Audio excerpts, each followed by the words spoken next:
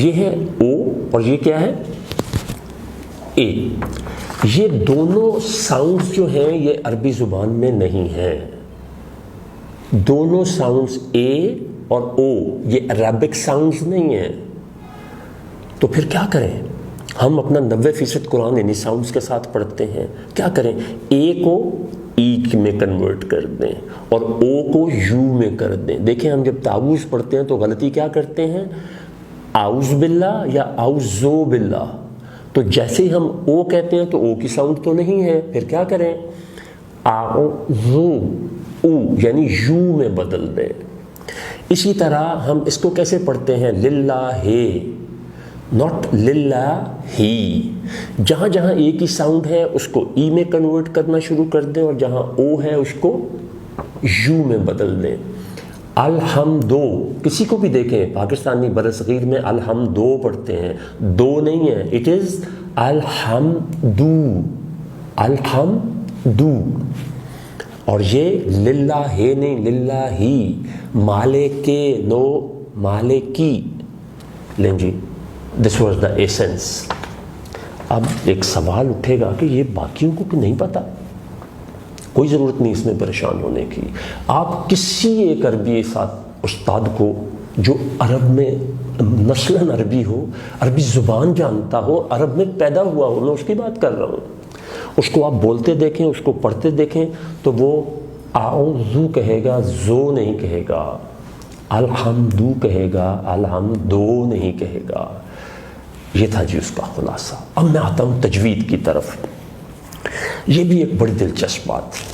تجویز کے لیے اساتذہ جب تجوید کراتے ہیں تو بہت وقت خرچ ہوتا. اب یا تو آپ اتنے سال اور اتنا وقت خرچ کریں، یا پھر جو میں چند حروف آپ کو لکھ کے دیتا ہوں یہ تجوید کی بنیاد ہیں. یہ آپ کو تجوید کی باریکیوں میں سے چند بنیادی باتیں ایسی دے دیں گے کہ جس سے آپ کا قرآن جو آپ پڑھتے ہیں درست نہیں بہت درست ہو جائے گا بہت سے ان لوگوں سے جو مدتوں سے پڑھ رہے ہیں. تو وہ چند حروف کون سے ہیں؟ ناظرین کرام، یہ میرے ہاتھ میں پکڑا ہوا کاغذ ہے، یہ کل تجوید کا خلاصہ ہے. دیکھیں پراپر چیز تو پراپر ہی ہوتی ہے نا، اس کے لیے آپ کو وقت چاہیے. اساتذہ کے پاس یا تو اتنا وقت ارینج کریں اور اساتذہ کے پاس جائیں، یا پھر میرا یہ بتایا ہوا انسٹنٹ نسخہ. یہ لکھا ہے، یہ ہم جس کو الف کہتے ہیں اور اس کو عین کہتے ہیں، یہ اردو میں ہے. جب ہم اس کو عربی میں ادا کریں گے تو یہ ہے آ. بہت غور سے سنیے گا، آ. اور یہ ہے قا. آ قا. حلق میں تھوڑی سی رکاوٹ کے ساتھ. سب سے زیادہ یہ ساؤنڈ ہے جس میں ہم سے غلطی ہوتی ہے. پھر یہ ہے، یہ میرے چہرے میں دانتوں کی طرف دیکھیے گا. میں عام روایتی اساتذہ سے ہٹ کے اپنا چہرہ بناؤں گا اور تھوڑا سا اسٹریس ورڈز پر زیادہ دوں گا. ایکچولی آپ نے اتنا نہیں کرنا، just to understand for clarity. تا اور یہ تو. ہونٹوں کو گول کیجئے، دانتوں کو اوپر رکھ کے تو آواز ہوا کو دھکیلیں گے تو یہ بالکل صحیح. تا تو. یہ ساؤنڈ مجھے سیکھنے میں سب سے زیادہ ٹائم لگا تھا. فا فا. اور یہ سا. اس کو نرم رکھنا ہے اور یہ سیٹی کی آواز کے بغیر ادا نہیں ہوگا. سا. اور یہ سو. آپ میں سے جن کو پنجابی آتی ہے، سوا نہیں کہتے ہم راکھ کو، تو وہ ساؤنڈ ہے سو. ذا ذا. جیسے ہم کہتے ہیں نا ذرا ذرا ذرا ذرا، بہت نرمی اس میں. اور یہ ذا، جیسے ہم کہتے ہیں نا زن سے کوئی چیز چلی گئی. اور یہ زو، جس طرح آپ نے یہ تو کہا تھا نا، یہ زو. اور یہ تھوڑی سی ساؤنڈ چینج ہوگی، دو.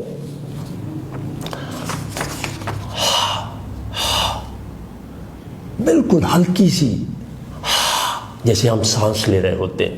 اور یہ بھاری کرنی ہے، ہاں. بڑا دلچسپ واقعہ، ایک دفعہ مجھے یہ کلیئرٹی نہیں ہو رہی تھی تو استاد صاحب کہنے لگے کہ اوے یار او ہا جڑی پی جاندی ہے، ہاں. یہ کا قو۔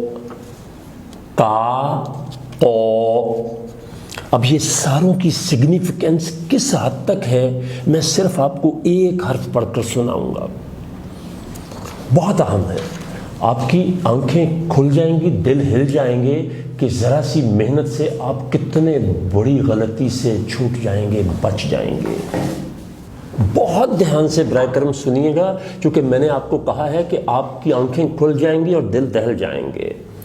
قرآن میں ایسے لکھا ہوا ہے، تو اس کی ادائیگی جو درست ہے وہ ہے الحمدو۔ ابھی میں نے بتایا نا او کو او میں بدلنا ہے، الحمدو۔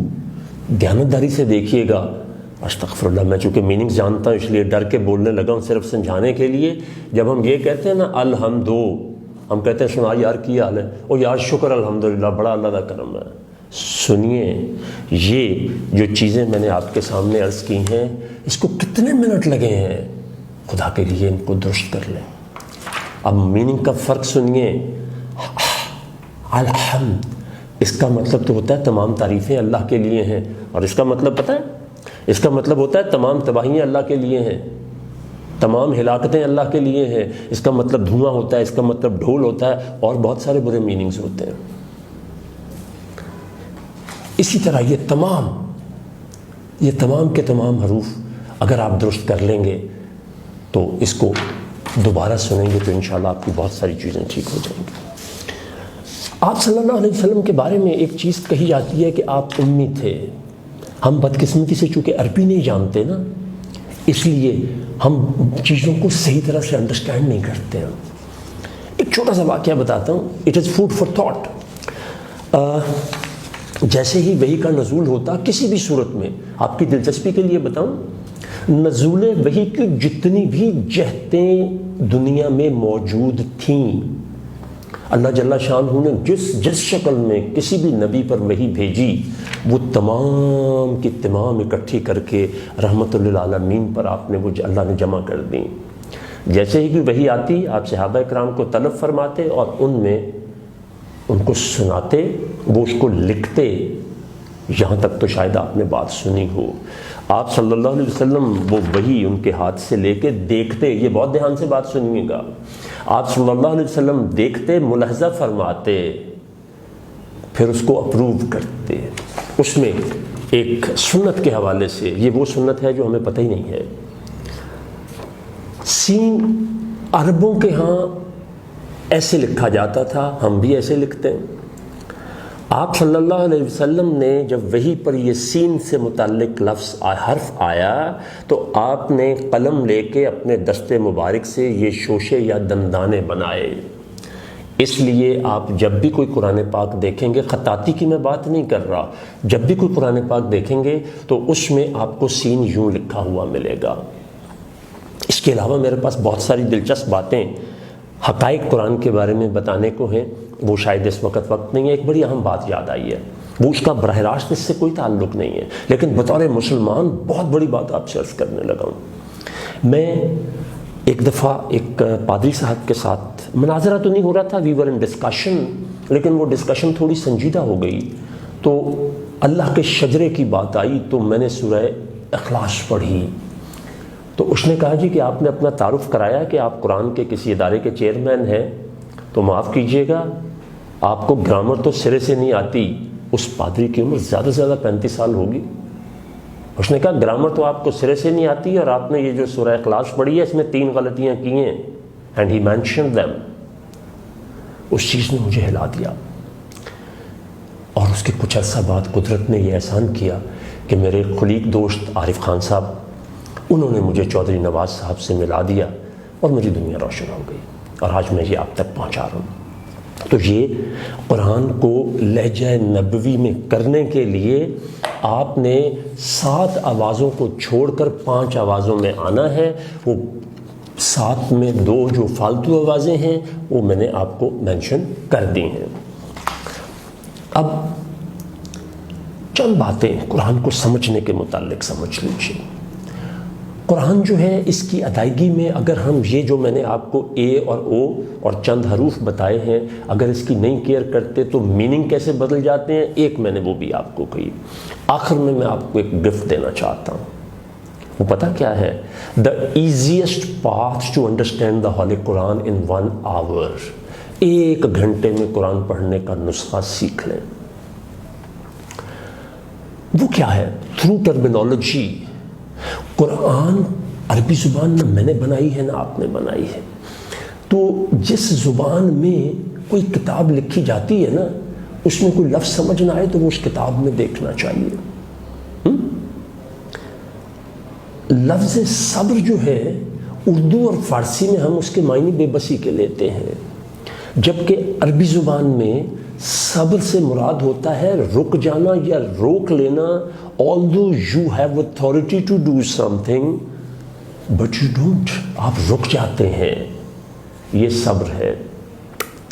اب ہمارے لیے یہ عام سی بات ہے نا، سنیے، آج دنیا میں جو ایموشنل انٹیلیجنس ہے نا، جس کے لیے ڈاکٹر ڈینیل گولڈمین نے 1980 میں تجربات شروع کیے اور سن 2000 یا 2001 میں اس نے کتاب بھی لکھی اور دنیا کو ایک علم دیا جس کا نام ایموشنل انٹیلیجنس رکھا، وہ اسی آیت کریمہ سے ہے، وَاسْتَعِینُوا بِالصَّبْرِ وَالصَّلَاةِ، کہ نماز سے اور صبر سے مدد لیا کرو۔ اگر آپ اس کا مجھ سے خلاصہ پوچھیں تو ٹوٹل ایموشنل انٹیلیجنس کا خلاصہ یہ ہے، respond not react in any situation when it arises۔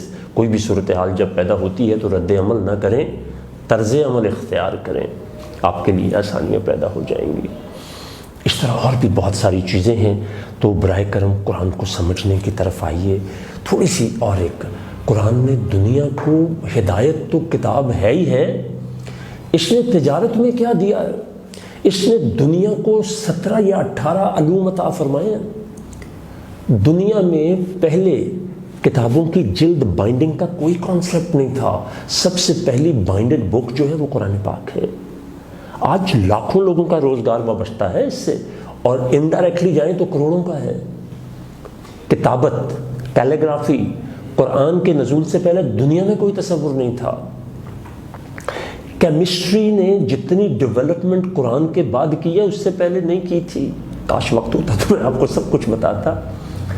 کتابت، پھر اس طرح سیاہیوں کو گلانا، یہ جو مختلف دھاتوں کو گلانا، سیاہی کی سند نے ترقی کی، پیپر کی سند میں ترقی آئی۔ پیپر پہلے موجود تھا لیکن اس میں ڈیولپمنٹ اتنی زیادہ نہیں آئی تھی۔ پرنٹنگ پریس جو ہے وہ اس کی ایجاد جو ہے چونکہ قرآن سب سے زیادہ چھپنے والی اور پڑھے جانے والی کتاب ہے، بہت انمول ہے۔ اللہ تبارک تعالیٰ سے دعا کرتا ہوں کہ اللہ تبارک تعالیٰ نے اس عظیم دین میں پیدا فرمایا اور اتنی عظیم کتاب عطا فرمائی، اتنی عظیم کتاب عطا فرمائی، اللہ پاک ہمیں توفیق بھی دے کہ ہم اس کو اچھے طریقے سے پڑھنا سیکھیں، کیونکہ اگر ہم درست نہیں پڑھتے تو پھر میں نے آپ کو ایک میننگز کا فرق بتا دیا کیا آتا ہے، بالکل کنفیوز نہ ہو، it is the easiest one. اور جب آپ نیت اور ارادے سے اٹھیں گے تو اللہ آپ کے لیے بڑی آسانیاں پیدا کرے گا۔ میں نے یہ ساری چیزیں اب سیکھی ہیں، اور اب انشاءاللہ دوسری خوشخبری یہ کہ اس سال میں نے رمضان میں جو تجربہ کیا انتہائی کامیاب تھا، وہ تھا کوئی 20 یا 22 گھنٹے میں 20 سے 22 گھنٹے میں لوگوں نے قرآن پڑھنا سیکھ لیا۔ اب آپ بیٹھیے، صبح بیٹھ جائیں 6 بجے تو اگلے دن صبح 4 بجے تک آپ قرآن پڑھنے کے قابل ہو جائیں گے۔ یہ کوئی کمال نہیں ہے، یہ قاری اسماعیل صاحب کی محنت ہے اور اللہ کے اپنے فرمان ہے کہ میں نے اس کو بہت آسان کر کے اتارا ہے کوئی اس سے ہدایت لینے والا؟ تو آئیے اللہ سے ہدایت مانگے۔ بہت شکریہ۔